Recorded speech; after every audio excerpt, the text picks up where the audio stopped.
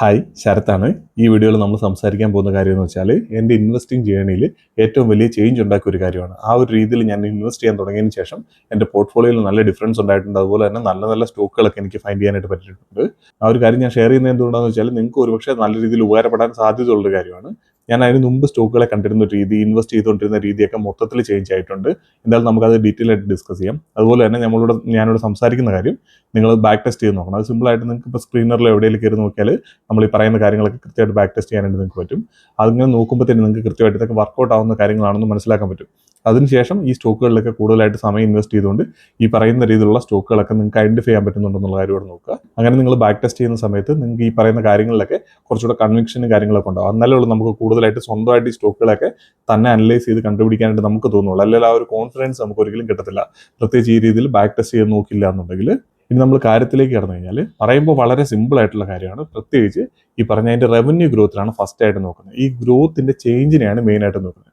ഉദാഹരണത്തിന് നമുക്ക് ഒന്ന് രണ്ട് എക്സാമ്പിൾ എടുത്തുകൊണ്ട് സംസാരിക്കാം. ഇപ്പോൾ ഒരു കമ്പനിയുടെ റവന്യൂ ഗ്രോത്ത് ഒരു റവന്യൂ എന്ന് പറയുന്നത് ഈ ഒരു വർഷം അവർ റവന്യൂ ജനറേറ്റ് ചെയ്തിരിക്കുന്നത് ഒരു 100 കോടിയാണെന്ന് വിചാരിക്കുക. അടുത്ത വർഷം അവർക്ക് ഒരു 10% റവന്യൂ ഗ്രോത്ത് വരുത്താൻ പറ്റും. അതായത് 110 കോടിയുടെ റവന്യൂ എത്തിച്ചു. ഈ വർഷം 100 കോടി ചെയ്തു. അടുത്ത വർഷം അവർ ഈ 100 കോടി ചെയ്യണം, അതിന് മുകളിൽ ഒരു 10 കോടി കൂടി ചെയ്യണം. അപ്പോഴാണ് അവർക്ക് 10% ഗ്രോത്ത് വരുത്താൻ പറ്റിയത്. അടുത്ത വർഷം അതായത് 110 കോടിയുടെ അതിനടുത്ത വർഷം എന്ന് പറയുമ്പോൾ അവരൊരു 130 കോടിയുടെ റവന്യൂ ചെയ്തു. ഏകദേശം 20 കോടിയും കൂടി ഈ 110 മുകളിൽ അവർ ചെയ്യാനായിട്ട് പറ്റി. അറൗണ്ട് 20% അടുത്ത് അവർക്ക് ഗ്രോത്ത് വന്നു. അപ്പോൾ ആദ്യത്തെ വർഷം അവർക്ക് 10% ഗ്രോത്ത്, രണ്ടാമത്തെ വർഷം അവർക്ക് 20% ഗ്രോത്ത്. ഇതേ സെയിം ടൈമിൽ വേറൊരു എക്സാമ്പിൾ, നമ്പേഴ്സ് പറയുന്നില്ല, ഒരു കമ്പനിയിൽ കൺസിസ്റ്റന്റ് ആയിട്ട് ഒരു 15% അല്ലെങ്കിൽ 20% വെച്ച് റെഗുലർ ആയിട്ട് ഗ്രോ ചെയ്തുകൊണ്ടിരിക്കുന്ന ഒരു കമ്പനി. മൂന്നാമതൊരു കമ്പനി അവർ ആദ്യത്തെ വർഷം 20% ഗ്രോ ചെയ്തു, പിന്നെ ഒരു 15% ഗ്രോ ചെയ്തു, പിന്നെ ഒരു 10% ഗ്രോ ചെയ്തു. അപ്പോൾ ഈ ഒരു 3 കമ്പനികളുടെ എക്സാമ്പിൾ എടുത്ത് നോക്കിയാൽ ആദ്യത്തെ കമ്പനി നമ്മൾ പറഞ്ഞ് 110, അതായത് 10% ഗ്രോത്ത്, പിന്നെ അത് 20% ഗ്രോത്ത്.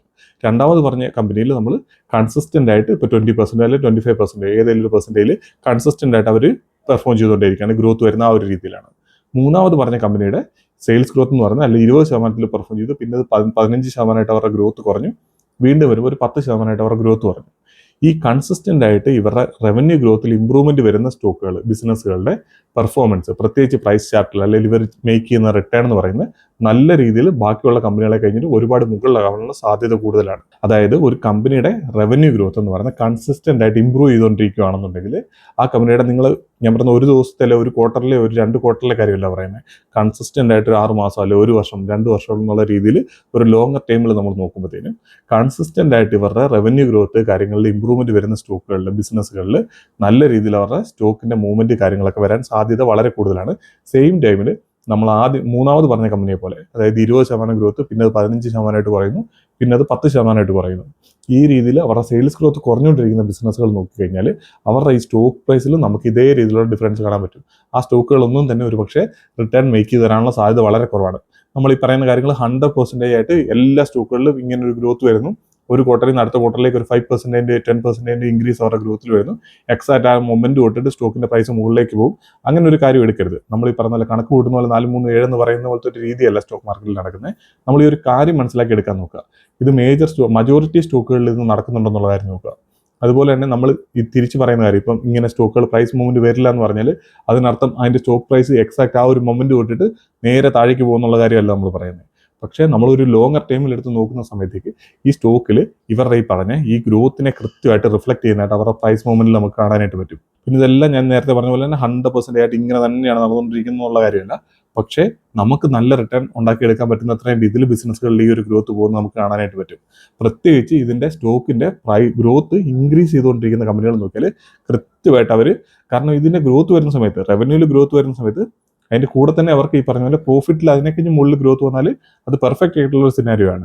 പ്രത്യേകിച്ച് ഒരു 2-3 വർഷമൊക്കെ കൺസിസ്റ്റന്റ് ആയിട്ട് ഈ ഒരു രീതിയിൽ അവർ റവന്യൂവിൽ ഗ്രോത്ത് വരുത്താൻ പറ്റുന്നുണ്ട്, അതേപോലെ തന്നെ പ്രോഫിറ്റിൽ ഗ്രോത്ത് വരുത്താൻ പറ്റുന്നുണ്ടെങ്കിൽ ആ കമ്പനികളൊക്കെ നല്ല രീതിയിൽ റിട്ടേൺ ജനറേറ്റ് ചെയ്യാൻ സാധ്യതയുണ്ട്. കാരണം എന്താണെന്ന് വെച്ചാൽ ഇവരുടെ പ്രോഫിറ്റ് കൂടുന്ന സമയത്ത് ഇവരുടെ സ്വാഭാവികമായിട്ട് ഇവരുടെ വാല്യൂഷൻസ് കാര്യങ്ങളൊക്കെ താഴേക്ക് വരാൻ സാധ്യതയുണ്ട്. അതുകൊണ്ട് തന്നെ അങ്ങനെ ഗ്രോത്ത് നല്ല രീതിയിൽ വരുന്ന കമ്പനികളിൽ ഈ പറഞ്ഞ പോലെ നല്ല രീതിയിൽ റീറേറ്റിംഗ് കാര്യങ്ങൾ കിട്ടാനുള്ള പോസിബിലിറ്റി വളരെ കൂടുതലാണ്. അതുപോലെ തന്നെ ഞാൻ ഈ പറഞ്ഞ കാര്യം കൃത്യമായിട്ട് നിങ്ങൾ ശ്രദ്ധിച്ച് നോക്കേണ്ടതായിട്ടുണ്ട്. ഞാൻ പറയുന്നത് ഇപ്പോൾ ഒരു 10% റവന്യൂ ഗ്രോത്ത് വന്നിട്ട് അടുത്ത വർഷം വീണ്ടും ഒരു 5%, 7% ഗ്രോത്ത് വരുന്നതിനെ പറ്റിയിട്ടല്ല. 10% ഗ്രോത്ത് വരുന്നു, അവിടുന്ന് വീണ്ടും അവരുടെ ഗ്രോത്ത് വീണ്ടും ഒരു 15% ആവുന്നു, വീണ്ടും അത് 20% ആവുന്നു. ഈ രീതിയിൽ ഇമ്പ്രൂവ്മെന്റ് വരുന്നതിനെ പറ്റിയിട്ടാണ് നമ്മൾ പറയുന്നത്. അതല്ല നമ്പറായിട്ട് മാത്രം എടുക്കരുത്. അതായത് 100 കോടി റവന്യൂ വരുന്നുണ്ട്, അടുത്ത വർഷം അത് 110 കോടിയാണ് റവന്യൂ. അത് കഴിഞ്ഞിട്ട് വരുമ്പോഴത്തേന് 115 കോടിയാണ്. അപ്പോൾ 100 നിന്ന് 115 കോടി ഈ നമ്പർ കൂടുന്നുണ്ടെന്നുള്ള രീതിയിൽ എടുക്കരുത്. എത്ര പെർസെൻറ്റേജ് ആണ് അവരുടെ ഗ്രോത്ത് എന്നുള്ള കാര്യം നോക്കാം. ആദ്യത്തെ വർഷം 100 നിന്ന് 110 ആകുമ്പോൾ അത് 10% ഗ്രോത്ത് ആണ്. 110 നിന്ന് 115 കോടി ആവുന്ന സമയത്തേക്ക് 5% പോലും ഇല്ല, 4നും 5നും ഇടയ്ക്കാണ് അവരുടെ റവന്യൂ ഗ്രോത്ത് എന്ന് പറയുന്നത്. അതുകൊണ്ട് തന്നെ നമ്മൾ 115 എന്നുള്ള നമ്പർ എടുത്ത് നോക്കുമ്പോൾ 115 110 കഴിഞ്ഞ് കൂടുതലാണ്. പക്ഷേ അവരുടെ ഗ്രോത്ത് എന്ന് പറഞ്ഞാൽ കുറയുകയാണ് ചെയ്തത്. ആദ്യത്തെ വർഷം 10% ഗ്രോത്ത് വന്നത് രണ്ടാമത്തെ വർഷം 4-4.5% അവരുടെ ഗ്രോത്ത് കുറയുകയാണ് ചെയ്യുന്നത്. അവർ ഗ്രോ ചെയ്തിട്ടുണ്ട്, പക്ഷേ ഗ്രോത്തിന്റെ പേസ് കുറഞ്ഞുകൊണ്ടിരിക്കുകയാണ് ചെയ്യുന്നത്. ഈ ഒരു കാര്യമാണ് ഞാൻ പറയുന്നത്. റവന്യൂവിന്റെ ഗ്രോത്തിൽ കൃത്യമായിട്ട് ഇംപ്രൂവ്മെന്റ് വരുന്ന കമ്പനികളെ പറ്റിയിട്ടാണ് പറയുന്നത്. അത് കൃത്യമായിട്ട് മനസ്സിലാക്കണമെന്നുണ്ടെങ്കിൽ നിങ്ങൾ കുറേ സ്റ്റോക്കുകൾ എടുത്തിട്ട് അതിനെ ബാക്ക് ടെസ്റ്റ് ചെയ്ത് നോക്കണം. ഇപ്പോൾ സ്ക്രീനറിലൊക്കെ എടുത്തു കഴിഞ്ഞാൽ തന്നെ നിങ്ങൾക്ക് ഡയറക്റ്റ് അവിടെ കാണാനായിട്ട് പറ്റും റവന്യൂ ഗ്രോത്ത് എത്രയാണ് വന്നിരിക്കുന്നത്, അതുപോലെ തന്നെ പ്രോഫിറ്റ് ഗ്രോത്ത് എത്രയാണ് വന്നിരിക്കുന്നത് എന്നുള്ള കാര്യമൊക്കെ കൃത്യമായിട്ട് കാണാൻ പറ്റും. നിങ്ങൾ ആദ്യം ഈ പ്രോഫിറ്റിലേക്ക് കാര്യങ്ങളിലേക്കൊന്നും പോകണ്ട, കാരണം നമുക്ക് ഒരുപാട് കാര്യങ്ങൾ ഇതിനകത്ത് നോക്കാനുണ്ട്. റവന്യൂ ഗ്രോത്ത് വരുന്ന കൂടെ തന്നെ ഈ പ്രോഫിറ്റിലും നല്ല രീതിയിൽ ഗ്രോത്ത് വരേണ്ടതായിട്ടുണ്ട്. അങ്ങനെ പ്രോഫിറ്റിൽ ഗ്രോത്ത് വരണമെന്നുണ്ടെങ്കിൽ ഇവരുടെ മാർജിൻസ് കാര്യങ്ങളൊക്കെ ഇമ്പ്രൂവ് ചെയ്യേണ്ടതായിട്ടുണ്ട്. മാർജിൻസ് ഇമ്പ്രൂവ് ആകണമെന്നുണ്ടെങ്കിൽ ഒരുപാട് ഇന്റേണലായിട്ട് ഒരുപാട് കാര്യങ്ങൾ അവർ ചെയ്യേണ്ടതായിട്ടുണ്ട്. സോ ഈ കാര്യങ്ങളൊക്കെ അതിന്റെ ബാക്കിലുണ്ട്. എന്നാൽ പോലും നമുക്ക് ആദ്യമായിട്ടൊരു കാര്യത്തിലേക്ക് ഇറങ്ങുമ്പോഴത്തേനും നമുക്ക് ആ റവന്യൂ ഗ്രോത്തിൽ തന്നെ നിങ്ങൾ കോൺസെൻട്രേറ്റ് ചെയ്താൽ മതി. ആ റവന്യൂ ഗ്രോത്തിൽ കൃത്യമായിട്ടുള്ള ഇമ്പ്രൂവ്മെന്റ് വരുന്നുണ്ടെന്നുള്ള കാര്യമാണ് നോക്കേണ്ടത്. ഒരു കമ്പനിയിൽ ആദ്യത്തെ വർഷം 5% റവന്യൂ ഗ്രോത്ത്, പിന്നെ ഒരു 10%, പിന്നെ ഒരു 15%, പിന്നെ ഒരു 20%, ഈ ഒരു രീതിയിൽ ഓരോ വർഷവും ഇങ്ങനെ കൂടി അവർ റവന്യൂ ഗ്രോത്ത് വരുന്നു. വേറെ സ്റ്റോക്ക് എടുത്ത് നോക്കിയാൽ അതിൽ ആദ്യത്തെ വർഷം ചിലപ്പോൾ 50% ആയിരിക്കും റവന്യൂ ഗ്രോത്ത്, പിന്നെ വരുമ്പോൾ ഒരു 40% ആയിരിക്കും, പിന്നെ വരുമ്പോൾ ഒരു 30% ആയിരിക്കും, അതിനടുത്ത വർഷം 25% ആയിരിക്കും ഗ്രോത്ത്. സോ ഇവിടെ നോക്കുമ്പോൾ നമുക്ക് ആദ്യത്തെ കമ്പനി 5% നിന്ന് 20% ഗ്രോത്തിലേക്ക് എത്തിയിരിക്കുന്നത്. രണ്ടാമത് പറഞ്ഞ കമ്പനി എന്ന് പറയുന്നത് 50% ഗ്രോത്തിലുണ്ടായിരുന്ന കമ്പനി ഇപ്പോൾ 25% എത്തിയിരിക്കുന്നത്. ഇവിടെ നോക്കുമ്പോഴത്തേന് രണ്ടാമത് പറഞ്ഞ കമ്പനിയിൽ 25% ഇപ്പോൾ ഉള്ള ഗ്രോത്ത്, നമ്മൾ ആദ്യം പറഞ്ഞ കമ്പനിയിൽ 20% ഇപ്പോൾ ഉള്ള ഗ്രോത്ത്. പക്ഷേ ഇവിടെ നന്നായിട്ട് പെർഫോം ചെയ്യാൻ സാധ്യത വളരെ കൂടുതലുള്ള കമ്പനി എന്ന് പറഞ്ഞാൽ ആദ്യം പറഞ്ഞ കമ്പനിയാണ്. കാരണം അത് 5% ഗ്രോത്തിൽ നിന്ന് 10, 15, 20%ത്തിലേക്ക് അവരുടെ ഗ്രോത്തിന്റെ പേസ് അവർ കൂട്ടിക്കൊണ്ടിരിക്കുക. അല്ലെങ്കിൽ അവർക്ക് അവരുടെ ബിസിനസ്സിൽ നല്ല രീതിയിലുള്ള ഇമ്പ്രൂവ്മെന്റ് ആണ് അവർക്ക് വരുത്താനായിട്ട് പറ്റിയിരിക്കുന്നത്. സെയിം ടൈമിൽ രണ്ടാമത് പറഞ്ഞ കമ്പനിയിൽ 25% ഗ്രോത്ത് ഇപ്പോഴും ഉണ്ടെങ്കിലും അവർ 50% ഗ്രോ ചെയ്തുകൊണ്ടിരുന്ന കമ്പനി അവിടെ നിന്ന് 40%, 30%, അത് 25% കുറഞ്ഞിട്ടുണ്ട്. സോ അവിടെ റവന്യൂ ഗ്രോത്തോ അല്ലെങ്കിൽ ഇവരുടെ ഈ പെർഫോമൻസ് കാര്യങ്ങളൊക്കെ താഴേക്കാണ് വന്നുകൊണ്ടിരിക്കുന്നത്. പക്ഷേ നമ്മൾ വെറുതെ നേക്കഡ് ഐയിൽ നോക്കി കഴിയുമ്പോൾ നമ്മൾ കാണുന്നത് 25% ഗ്രോത്താണ് ആ കമ്പനിയിൽ വരുന്നത്. രണ്ടാമത് കാണുന്ന കമ്പനിയിൽ ആദ്യം പറഞ്ഞ കമ്പനിയിൽ 20% ഗ്രോത്തേ ഉള്ളൂ. 20% ഗ്രോത്തുള്ള കമ്പനിയെ കഴിഞ്ഞ് മുകളിൽ 25% ഉള്ള കമ്പനി പെർഫോം ചെയ്യുന്നത് എങ്ങനെയാണെന്ന് നമുക്ക് മനസ്സിലാവില്ല. നമ്മൾ വെറുതെ നമ്പേഴ്സ് നോക്കുന്ന സമയത്ത് മറ്റേ കമ്പനിയാണ് ചിലപ്പോൾ ഒരുപക്ഷെ പ്രത്യേകിച്ച് രണ്ടാമത് പറഞ്ഞ കമ്പനിയിൽ കുറച്ചുകൂടെ ഈ പറഞ്ഞ ഒന്നാമത്തെ കമ്പനിയെ കഴിഞ്ഞ് കുറച്ചുകൂടെ റെപ്യൂട്ടഡ് ആയിട്ടുള്ള കമ്പനിയാണ്, നമ്മൾ ഒരുപാട് കേട്ടിട്ടുള്ള കമ്പനിയൊക്കെ ആണെന്നുണ്ടെങ്കിൽ നമ്മൾ ആ ബിസിനസ്സിനെ നോക്കിയിട്ട് അതെന്തുകൊണ്ട് ആ സ്റ്റോക്ക് മൂവ് ചെയ്യുന്നില്ല, ഇപ്പുറത്ത് നമ്മളൊന്നും കേട്ടിട്ട് പോലും ഇല്ലാത്തൊരു ബിസിനസ് ഈ പറഞ്ഞ രീതിയിൽ പെർഫോമൻസ് എങ്ങനെ വരുന്നു എന്നുള്ള കാര്യം നമുക്ക് കൃത്യമായിട്ട് ഈ ഒരു രീതിയിൽ നമ്മളതിനെ അണ്ടർസ്റ്റാൻഡ് ചെയ്തില്ലെങ്കിൽ നമുക്കത് മനസ്സിലാകാൻ പോകുന്നില്ല. അപ്പോൾ ഈ ഒരു കാര്യം ഞാൻ ശ്രദ്ധിക്കാൻ തുടങ്ങിയോട് കൂടിയിട്ട് എൻ്റെ ഒരു ഇൻവെസ്റ്റ്മെന്റ് രീതിയിൽ നല്ല രീതിയിൽ വ്യത്യാസം വന്നിട്ടുണ്ട്. സോ അതിന് മുമ്പ് നമ്മൾ ഈ പറഞ്ഞ പോലെ റവന്യൂ ഗ്രോത്ത് കാര്യങ്ങളൊക്കെ നോക്കുന്നുണ്ട്. പക്ഷേ ഈ കൺസിസ്റ്റന്റ് ആയിട്ട് ഈ ഒരു രീതിയിലുള്ള മൂവ്മെന്റ് കാര്യങ്ങളൊക്കെ ശ്രദ്ധിക്കാൻ തുടങ്ങിയോട് കൂടിയിട്ടാണ് കൃത്യമായിട്ട് നല്ല സ്റ്റോക്കുകൾ ഐഡന്റിഫൈ ചെയ്യാൻ തുടങ്ങിയത്. അല്ലെങ്കിൽ ഈ സ്റ്റോക്ക് പ്രൈസിന്റെ ഒക്കെ മൂവ്മെന്റിൽ നമുക്കൊരു എന്തെങ്കിലും ഒരു സെൻസ് വരുത്താനായിട്ട് തോന്നുന്നത് ഈ രീതിയിൽ പെർഫോമൻസ് എങ്ങനെയാണ് അതിനകത്ത് വ്യത്യാസം വരുന്നതെന്നുള്ള കാര്യം നമ്മൾ റിയലൈസ് ചെയ്യാൻ തുടങ്ങുമ്പോഴത്തേനാണ് നമുക്ക് അതിനെപ്പറ്റിയൊക്കെ കുറച്ചും കൂടെ ഒരു ധാരണയൊക്കെ കിട്ടാനായിട്ട് തുടങ്ങുന്നത്. അപ്പോൾ അതുകൊണ്ട് തന്നെ കൃത്യമായിട്ട് എല്ലാ വർഷങ്ങളിലും ഇവരുടെ ഗ്രോത്ത് കാര്യങ്ങളൊക്കെ കൺസിസ്റ്റന്റ് ആയിട്ട് ഇമ്പ്രൂവ് ചെയ്യുന്ന സ്റ്റോക്കുകളെ തന്നെ നിങ്ങൾ ഐഡന്റിഫൈ ചെയ്യാൻ നോക്കുക. ഇത് നിങ്ങൾ കൃത്യമായിട്ട് ബാക്ക് ടെസ്റ്റ് ചെയ്യേണ്ട കാര്യമാണ്. ഇത് ഞാൻ ഈ പറഞ്ഞ പോലെ തന്നെ കൃത്യമായിട്ട് എക്സൈറ്റ് ആയിട്ട് ഇപ്പോൾ റിസൾട്ട് വന്ന ദിവസം തന്നെ സ്റ്റോക്കിന്റെ പ്രൈസ് താഴേക്ക് പോയാൽ നല്ല നോക്കേണ്ടത്. ഈ പറഞ്ഞ പോലെ കൺസിസ്റ്റന്റ് ആയിട്ടൊരു സ്റ്റോക്കിന്റെ പെർഫോമൻസിൽ ഇമ്പ്രൂവ്മെന്റ് വരുന്ന സമയത്ത് നേരത്തെ നമ്മൾ നോക്കുമ്പോൾ റെഗുലർ ആയിട്ടൊരു 10%, 12%-ത്തിലൊക്കെ ഗ്രോ ചെയ്തുകൊണ്ടിരുന്ന ഒരു സ്റ്റോക്ക് പെട്ടെന്ന് സഡൻ ആയിട്ട് 10%-ത്തിൽ നിന്ന് അതിന്റെ ഗ്രോത്ത് ഒരു 15%, 20%-ത്തിലേക്ക് വരുന്നു. അതിന് അടുത്ത വർഷം നമ്മൾ നോക്കുമ്പോഴത്തേന് അത് 25-30%-ത്തിലേക്ക് ഗ്രോ ചെയ്യുന്നു. ആ ഒരു രീതിയിൽ നമ്മൾ കാണാൻ തുടങ്ങുന്ന സമയത്ത് ആ ഒരു സ്റ്റോക്കിനെ നമ്മൾ അതിന്റെ ചാർട്ട് നോക്കി കഴിഞ്ഞാൽ ഈ പറയുന്ന 1-2 വർഷം കൊണ്ട് തന്നെ ആ സ്റ്റോക്കിന്റെ പ്രൈസിൽ മൂവ്മെന്റ് വരുന്നതായിട്ട് കാണാൻ പറ്റും. ചിലപ്പോൾ ഈ പറഞ്ഞ പോലെ അവരുടെ ഗ്രോത്ത് റിസൾട്ട് വരുന്നതിന് മുമ്പ് അല്ലെങ്കിൽ ഈ ഗ്രോത്ത് വരുന്നതിന് മുമ്പിലത്തെ വർഷം തൊട്ട് ചിലപ്പോൾ മൂവ്മെന്റ് വന്നായിട്ട് കാണാൻ പറ്റും. ചിലപ്പോൾ എക്സൈറ്റ് ആയിട്ട് ആ ഗ്രോത്ത് വന്ന ആ ഒരു വർഷം തന്നെ അതിൽ മൂവ്മെന്റ് വന്ന് കാണാൻ പറ്റും. ചിലപ്പോൾ ഈ ഗ്രോത്ത് വന്നതിന് ശേഷം ഒരു വർഷം കൂടെ കഴിഞ്ഞിട്ടായിരിക്കും ചിലപ്പോൾ അത് ആദ്യം 10% ഗ്രോ ചെയ്ത് 20% പിന്നെ 30% ചിലപ്പോൾ ആ 30% ആകുന്ന വർഷമായിരിക്കും ചിലപ്പോൾ ആ സ്റ്റോക്കിന്റെ പ്രൈസിൽ മൂവ്മെന്റ് കാണാനായിട്ട് തുടങ്ങുന്നത്.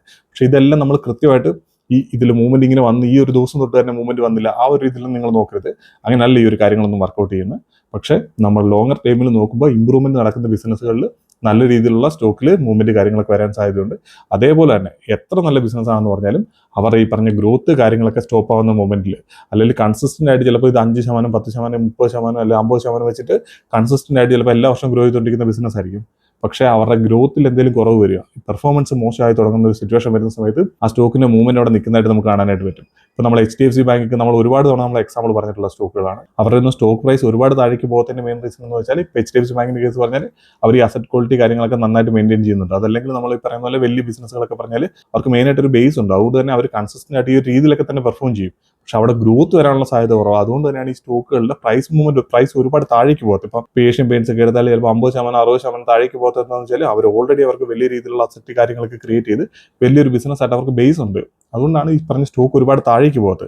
പക്ഷേ സെയിം ടൈമിൽ ഇവർ നല്ല രീതിയിൽ ഗ്രോത്ത് തന്നില്ല എന്നുണ്ടെങ്കിൽ, ഈ പറഞ്ഞ കാര്യങ്ങളൊക്കെ ഇമ്പ്രൂവ്മെന്റ് വന്നില്ല എന്നുണ്ടെങ്കിൽ സ്റ്റോക്ക് പ്രൈസിൽ നമ്മൾ ഈ എക്സ്പെക്ട് ചെയ്യുന്ന പോലെ 100% 200% ഈ രീതിയിലുള്ള മൂവ്മെന്റ് കാര്യങ്ങളൊന്നും നമുക്ക് അവിടെ നിന്ന് വരാനുള്ള സാധ്യതയില്ല.